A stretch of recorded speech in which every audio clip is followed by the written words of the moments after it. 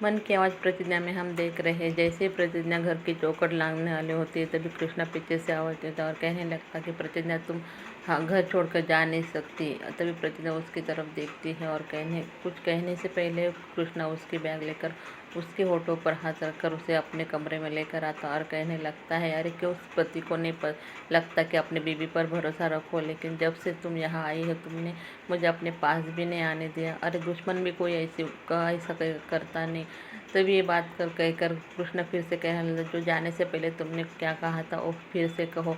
तभी प्रतिज्ञा कहने लगती, कृष्णा मैं तुमसे बहुत प्यार करती हूँ, आई लव यू कृष्णा। ये बार बार कृष्णा उसे कहने लगता है। कृष्णा उसके पास आने वाला था तभी अम्मा जोर से आवाज़ लगाने लगती है।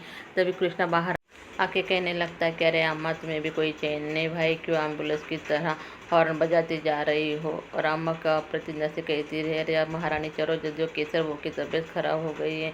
प्रतिज्ञा और सब लोग दौड़ के आते हैं और प्रतिज्ञा केसर के पास बैठकर प्रतिज्ञा को केसर कहने लगती, तुम गैलरी की तरफ मत जाना, वहाँ पर करंट लगा है, तुम्हारी जान चली जाएगी, तुम मर जाओगी।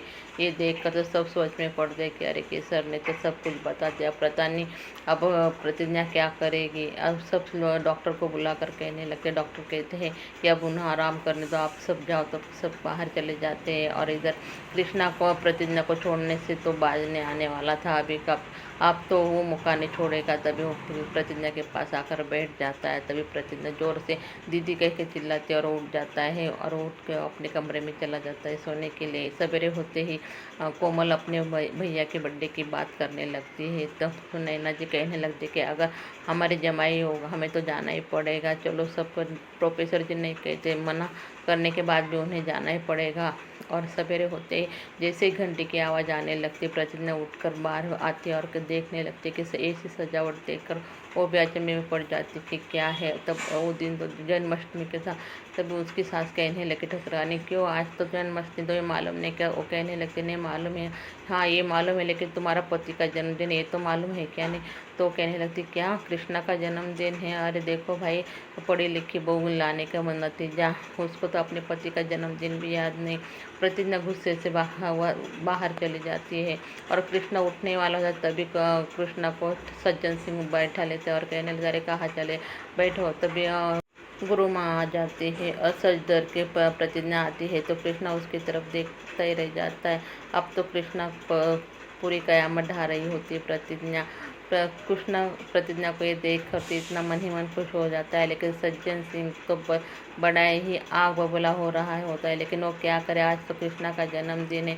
तभी प्रतिज्ञा का गुरु माँ की चरण छूने के लिए जाती है और वापस आते ये जो भड़की रहते हैं वो महाराज कहने लगते कि अभी आप आपके पति को मुबारकबाद दो और लो मिठाई खिलाओ।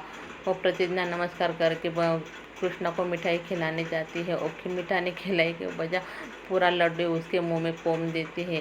तब तक तो प्रोफेसर जी अपने फैमिली के साथ आते हैं और वो बिना इच्छा न होने के कारण भी आते हैं तो क्या करें, लेकिन ठाकुर सज्जन सिंह ठाकुरानी से कहने लगती है कि आज तुम कुछ मत बोलना, अपना मुंह बंद रखना, क्योंकि आज कृष्णा का जन्मदिन है, हम कोई तमाशा नहीं चाहते। तभी कृष्णा का दोस्त भी आता है और कहने लगता है, अरे भाई हैप्पी बर्थडे, और भाभी जी आप हमारे भैया के लिए तोहफा देना पड़ेगा। लेकिन प्रतिज्ञा कहती है कैसा तोहफा होना चाहिए, तो कृष्णा कहते हैं कि तुमको हमारे लिए गाना गाना पड़ेगा। और इधर आते ही केसर और कोमल कहते कि भाभी तुम भी गाना गाओ। तभी वो गाना गाने लगती है और कृष्णा भी बीच में आता है और डांस करने लगता है। दोनों को डांस तो बहुत अच्छा होता है। और इधर शक्ति सिंह प्रोफेसर की बेटी यानी आरुषि के बारे में गंदी बातें कर रहा था और सब सुन लेते प्रोफेसर जी और नैना जैसे कहने लगती कि चलो अब घर पर बहुत हो गया। तो इधर कृष्णा का दोस्त रहता है ना, वो रात होते ही अपने घर जाने की वजह कृष्णा के कबाब में हड्डी बन जाता है और कहने लगता है कि अरे भाभी कितने दिनों के बाद हम एक साथ बैठे नहीं, तो हम अब यहाँ ही रात भर रहेंगे। लेकिन कृष्णा उसे कहना, अरे क्यों तंग करे, चले जाओ। तभी प्रतिज्ञा चाय बनाने के लिए जाती है और चाय लेकर आती है, पर कृष्णा उसे चाय भी पीने नहीं देता है और धक्के मार के बाहर निकाल देता है दोस्तों। तभी प्रतिज्ञा अपने कमरे में चली जाती है और कमरा बंद कर लेती है। कृष्णा कृष्णा जोर जोर से टोकने लगता है तो केसरानी कहती है कि भैया जी क्या हुआ।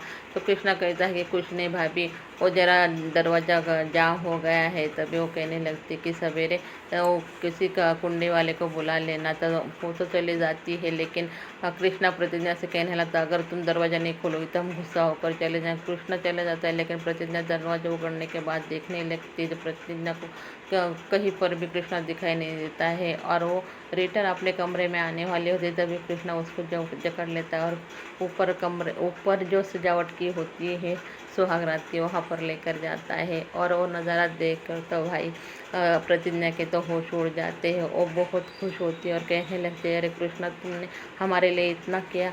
वो आज तो बहुत ही कयामत ढाने वाला होती है प्रतिज्ञा पर। पता नहीं आपको तो मालूम है दर्शकों को आगे क्या होने वाला है। सवेरे होते ही कृष्णा अपने कपड़े देखने लगता है कि अरे आज पहली बार किसी कृष्णा की गोपियों ने कपड़े ले लिए, नहीं तो हर बार तो कृष्णा गोपियों के कपड़े लेकर जाता है। और ऊपर से नीचे आते ही वो देखने लगता है क्या हुआ। तब ठाकुर संजय सिंह कहने लगते हैं नहीं कुछ नहीं, ऐसे कैसे हो, खाना खाने लगते हैं। लेकिन अम्मा जी वो नज़ारा देखकर बहुत भड़क जाते हैं। अरे तुम दोनों ने तो लाज शर्म सब छोड़ दिए, ये तो बस इनका तो ऐसा लग रहा है कि बड़ों को लिहाजे नहीं, पता नहीं किस दुनिया में रहते हो। हाँ, तभी वो कृष्णा कहने अरे अम्मा क्या तुम भी अपना मुँह का पेट्रोल जला रही हो। भाई तुम इतना मत बोला करो, कम का बोला करो, अगर तुम्हारी तबीयत खराब हो जाएगी। लेकिन क्या करे, ये देव सुनकर तो प्रतिज्ञा तो बहुत ही नाराज़ हो जाती है। और इधर सज्जन सिंह जैसे ही कृष्णा पीछे से होने लगता है अरे रुक जा बबुआ, तो उठ के आते हैं तो देखने लगता अरे ये क्या मस्सा हो गया तुम्हारे पीठ पे। तो इसके मारे शर्म से तो प्रतिज्ञा तो लाल हो जाती है।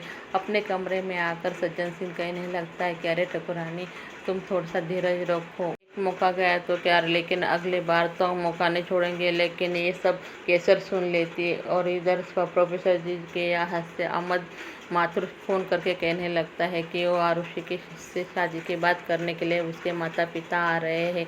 घर में सब खुश है और इधर किचन में जब प्रतिज्ञा को केसर बताने ही लगने वाली होती है कि तुम ऊपर जाने वाली थी ना, तो करण तुम्हारे लिए अब लगाया हो है। तो तभी मामा जी आ जाती है और कहने लगती कि अरे तुम्हें कितनी बार कहा है कि तुम किचन में मत आओ करो, जाओ अब आराम करो, तुमको कितनी बार बोला है। तो केसर तो चली जाती है। कृष्णा अपने कमरे में बटन तोड़ लेता है और प्रतिज्ञा को कहने लगता है कि हमारा बटन सिला दो। तो कृष्णा बटन सिलाने के लिए तो बहुत ही शरारत करने लगता है प्रतिज्ञा के साथ। और इधर फिर से अम्मा जी केसर से कहने क्यों रे बहुत जासूस बनने की कोशिश कर रही है, शक्ति जरा इसको अच्छी तरह से समझा देना उसकी औकात क्या है। तुम्हारे लुगाई के बड़े पर निकल आए हैं। शक्ति सिंह कहने लगता है कि अरे अम्मा मुझे क्या पता था, इसको हर एक दो दिन में कुछ ना कुछ चाहिए होता है। तभी शक्ति सिंह उसे बहुत पीटने लगता है। केसर को बाहर से प्रतिज्ञा जोर जोर से आवाज़ लगाती है कि शक्ति भैया दरवाज़ा खोलो, अम्मा जी दरवाज़ा खोलो। लेकिन कोई दरवाज़ा नहीं खोलता। जैसे पीठ के नीचे पेट पे गिरती है तो वो कराने लगती है, ज़ोर से आवाज़ लगाने लगती है। तभी अम्मा जी दरवाज़ा खोलकर प्रतिज्ञा को सामने पाती है, लेकिन वो प्रतिज्ञा को देखकर अनदेखा कर देती है और शक्ति और अम्मा जी चली जाती है। अगर आपको वीडियो अच्छा लगी हो दर्शकों तो वीडियो को लाइक कीजिए, चैनल को सब्सक्राइब कीजिए। धन्यवाद।